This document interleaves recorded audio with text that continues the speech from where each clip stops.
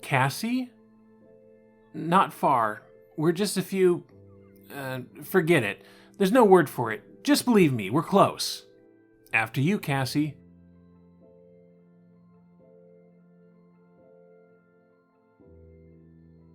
Okay, this is it. Everyone get a good lungful of air. How much farther... Whoa. It's Epcot 2! Walt Disney's secret underwater Epcot base! Hang on, Figment, we're coming to save you!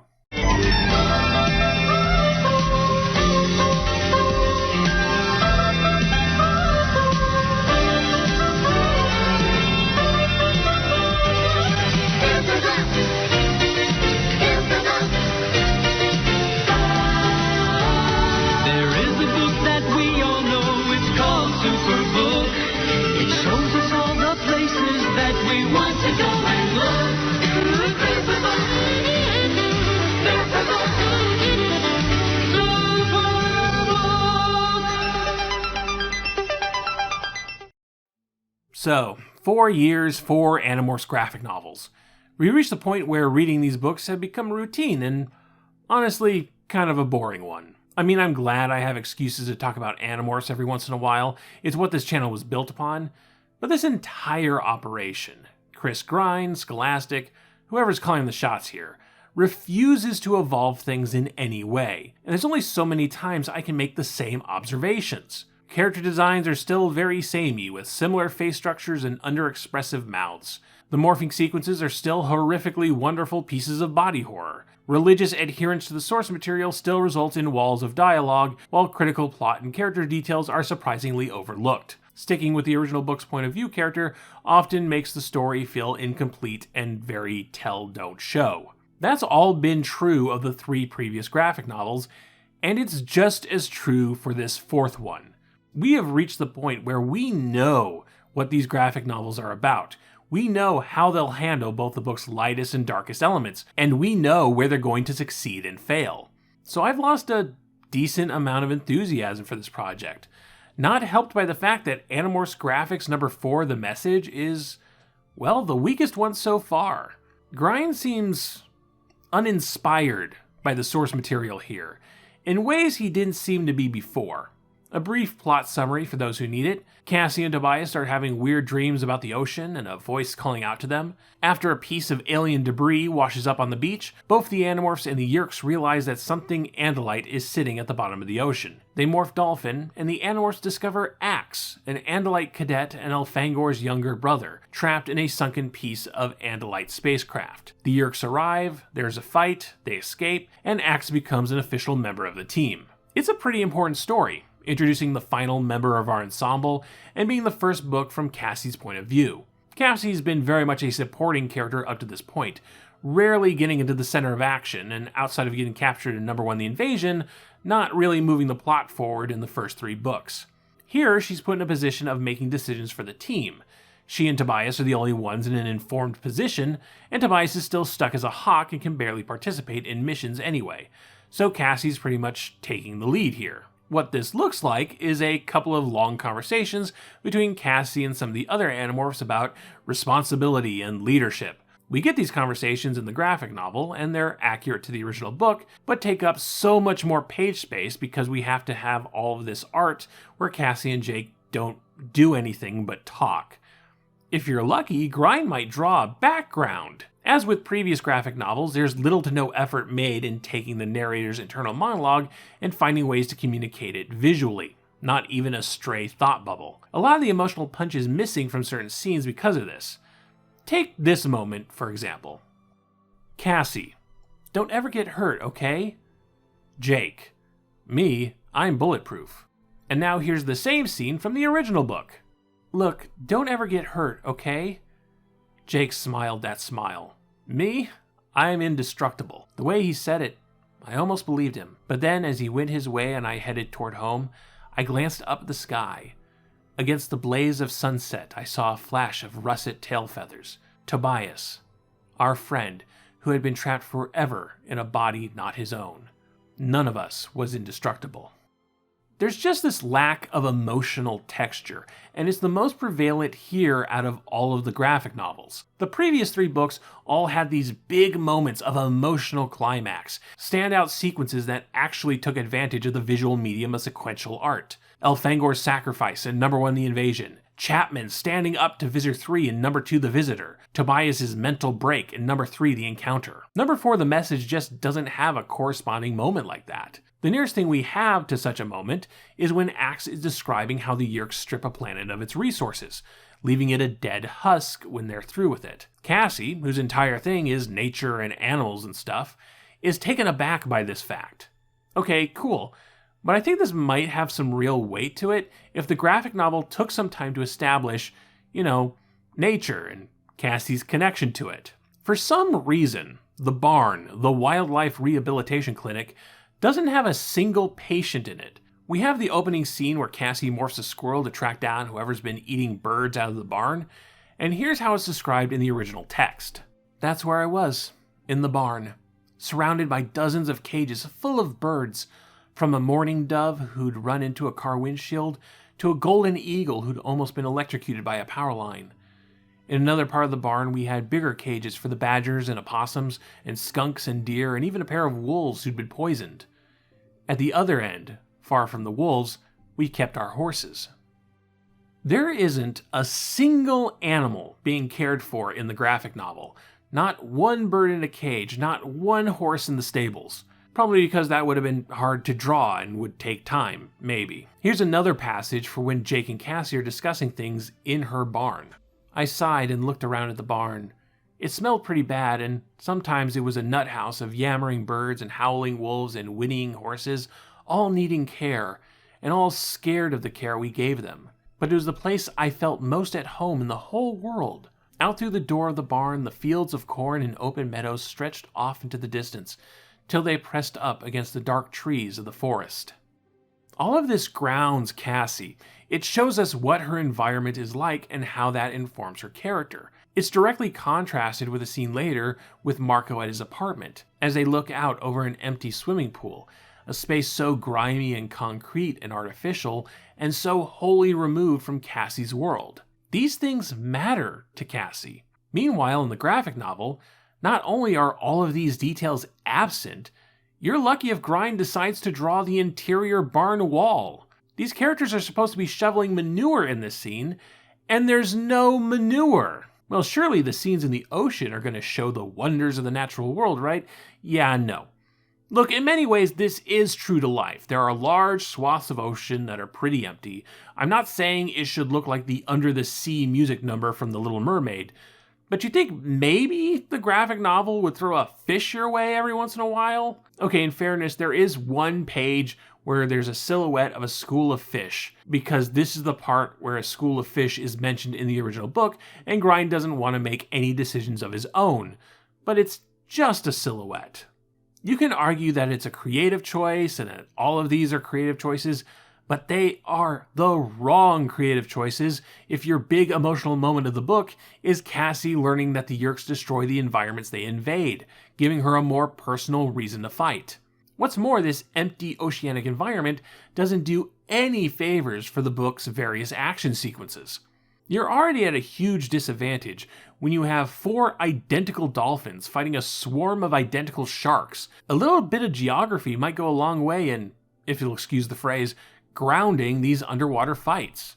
Near the end of the book, Visitor 3 is chasing the Animorphs as a big aquatic monster, and there's just no way to tell how fast everyone's really moving. It's a chase scene with no way to communicate speed.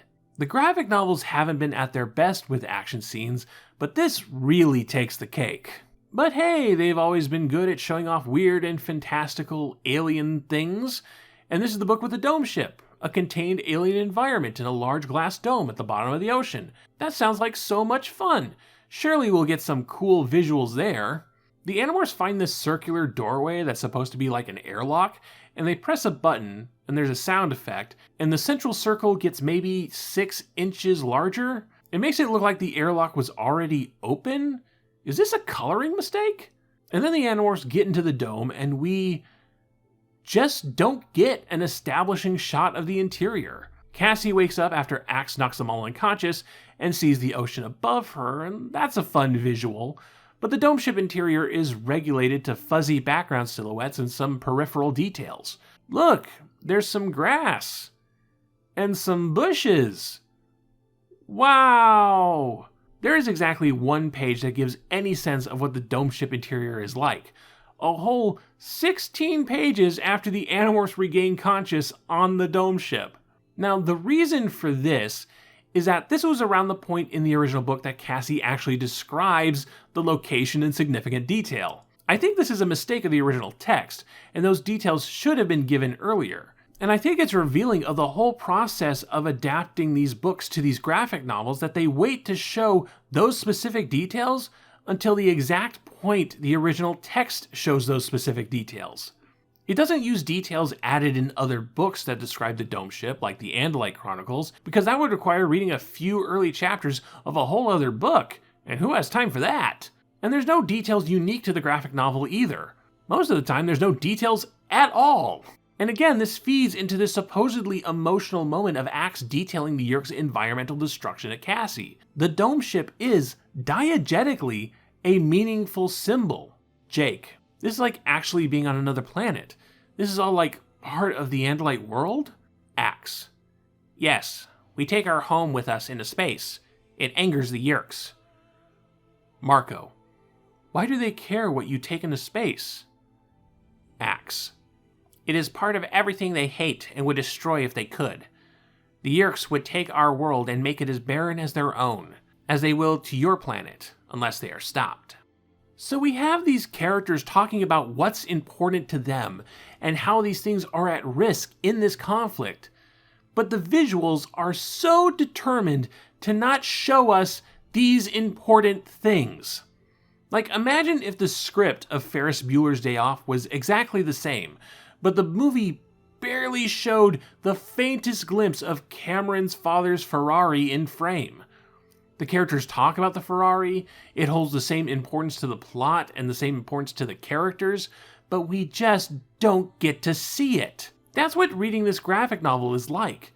The visuals and the script are not working together here. Here's a smaller, more nitpicky example of the graphic novel's slavish attitudes towards the dialogue of the book without consideration for the visual language. The Animorphs have reached the coast with Axe, and they're wondering how they're going to move this Andalite around in the city. And Axe walks around, touches all four of the human Animorphs, and becomes a new guy who isn't any of them. At no point does Axe explain exactly what he's doing. In the original book, Cassie deduces what's going on in her head, that Axe is merging the DNA of the four humans and coming up with a unique form from that. And since Cassie is narrating, we're privy to what she knows. But nobody ever says that out loud in the book. So naturally, we don't get that information in the graphic novel. Maybe you, the reader, could guess it, but you could never confirm it. Certainly not from Human Axe's character design. Here's how he's described in the original book. He was of medium height, a perfect balance between Rachel and Marco. He was of medium build, somewhere between Jake and Marco. His hair was brown, with just a little of Rachel's gold and a little of my curl. His skin was the color of light brown sugar, a blending of my brown and Marco's olive, and Jake and Rachel's pale white. And looking at Human Axe's character design in the graphic novel, you could say, yeah, he does look a little bit like every other Animorph. Because everybody looks the same! Everybody has the same goddamn eyes, and the same goddamn nose, and the same goddamn mouth, and the same goddamn ears. Skin tone and hair are the only things that distinguish anybody in this series. The whole point of the merging DNA thing is completely lost in the character design. I'm sorry, it's been 4 years, and the fourth graphic novel has all the same problems as the first. Which means this is all pretty much set in stone. We are so past the growing pains part of the process, and we have settled on making adaptations that are both inflexible to the source material while also being so much more hollow. The graphic novels are an inferior product being released on a worse schedule. The graphic novel ends as the book does, with Axe morphing human, and we don't see how the Animorphs deal with their new friend. The story just stops with a little epilogue where Cassie swims with some dolphins. Where is Axe going to live?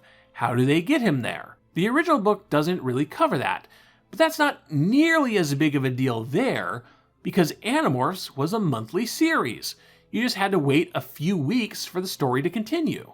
But the graphic novels are yearly, and since they're aimed for a younger audience, that audience is going to grow out of the series before the story even really gets started. If you were a freshman when the first graphic novel was released, you're a senior now.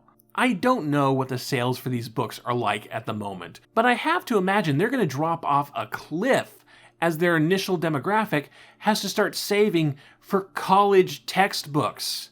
The only consistent audience they're going to have are the old-ass millennial fans of the original books, aka me. And the novelty of seeing these stories in comic book form is really starting to wear thin.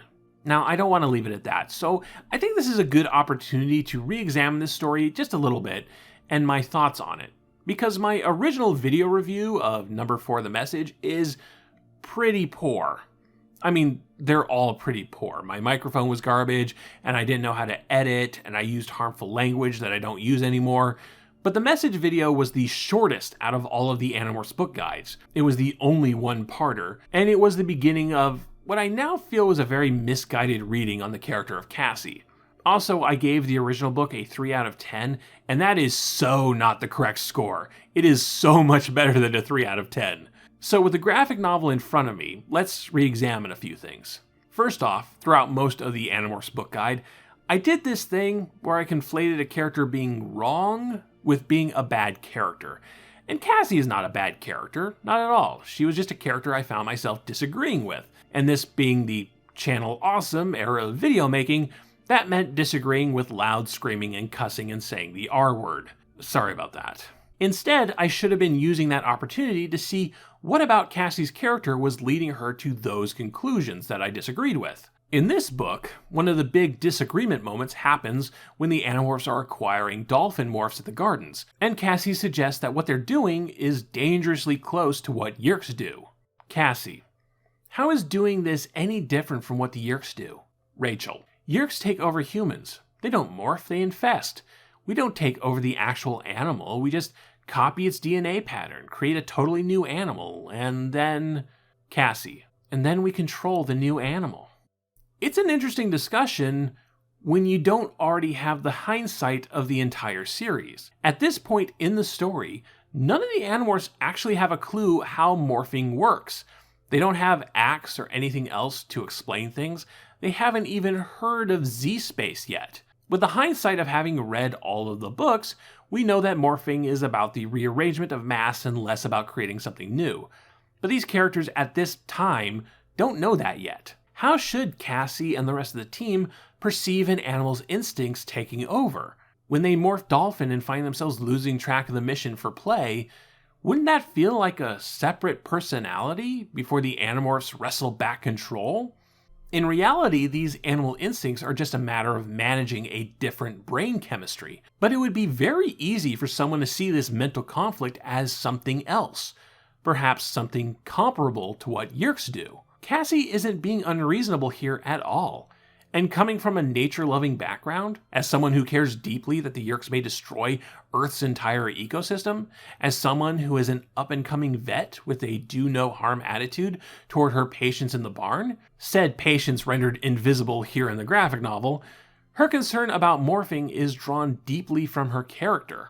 Cassie cares about if morphing is ethical for the same reason she cares about the sick little birds in her barn. A discussion like this isn't about who's right or who's wrong, it's about what those opinions say about the characters making them. And I think the book did a great job with that. In the original review, don't watch it, I said the original book's only function was to introduce Axe, and that's just not true at all. It's about learning Cassie's place in this conflict, what she's fighting for, and where she sits with the rest of the team. That's important stuff. So I'd like to revise my score of the original book, number 4, The Message, to a 7 out of 10. One old criticism I made, and I still kind of agree with, is that the magic talking whale thing just isn't a very good idea. though the reasons why are a little different from what I gave back then. So much time and attention in Animorphs was given to portraying real Earth animals in ways true to nature, so much so that future publications of the stories made corrections when new science came to light. There is no scientific basis to whales and dolphins being able to communicate through psychic empathy. It's a very new age poster approach to aquatic mammals, very 1990s, and just not in keeping with the rest of the series. The graphic novel makes this sequence all very yellow.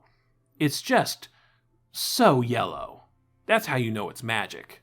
Yes, there is a matter of plot convenience in how the whale knows where the dome ship is, giving the Animorphs the means to find it quickly, but that feels more earned reading it now, since it required the Animorphs to fight off a bunch of sharks and Marco to almost die. Our heroes did something heroic, made a sacrifice, and got a reward for it. It's pretty straightforward storytelling. Some random observations before we wrap things up. I like Axe's dopey, low-hanging ears. He looks like Eeyore. Early on, the kids watched some news footage on a VCR, which I think is the first time anything firmly places the graphic novels in the 1990s. I appreciate that Marco's hair has been getting a little longer each book. The morphing sequences are still properly gross. There's a lot of small details to appreciate here. I just can't help but feel this project will never figure out the big picture for itself. Post-book follow-up. All of the Animorphs graphic novels have been a touch lesser than their source material, and I just don't think that's going to fly anymore. At least not with me. This version fails to recognize the original strengths without offering anything new of itself, and at no point has Chris Grind felt more work for hire. I don't mean to say he didn't put a lot of hard work into it. Do you know how hard it is to draw a realistic dolphin? Good job. But there's no authorial point of view here. It doesn't recognize a lot of K. Applegate's original messaging and fails to offer any new messages of its own. It has no identity for itself. In truth, Animorphs Graphix is proving nothing more than the graphic novel equivalent of an audiobook, if an audiobook skipped all of the text except the dialogue. The core stories are still good, but with the yearly release schedule, it has no chance of finding a new long-term audience. And it's pretty much pointless to long-term fans of the franchise. There's nothing to excite me here. And while there are books coming up that will test Chris Grind's strengths, big moments like the introduction of the Krayak and number 6 The Capture that I'm sure he'll excel at, this book shows us that there just isn't enough creative interest here for Animorphs' quieter human ideas. I give Animorphs Graphix number 4 The Message a 4 out of 10.